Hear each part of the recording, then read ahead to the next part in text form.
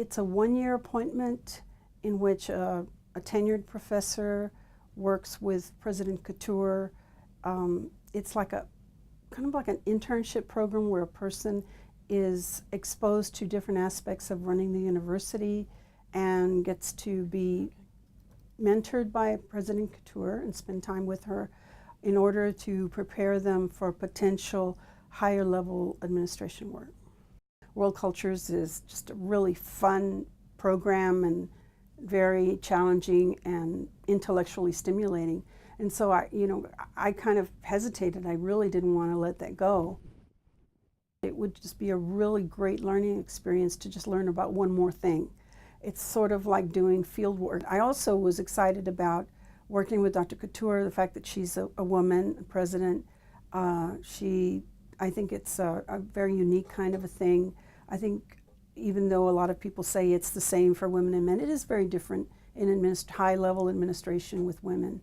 And I wanted to see how she handled her position of authority, how she deals with negotiations or confrontations or things like that, because I believe that whatever I see, I can learn from her. In terms of our own people, our own faculty, our own administrators, one of the things that corporations do is they do what they call grow their own, and they train people from a certain level, and mentor them to prepare them for higher level jobs, because you have a better idea of who they really are versus someone that comes from the outside. And what I'm doing now is I'm working with different people, and we're looking at just different ways to deal with recruitment, to deal with issues of recruiting students with higher SATs that maybe might not have considered coming to U of H, maybe looking at different ways of finding students, maybe through individual relationships that we establish with teachers in different school districts,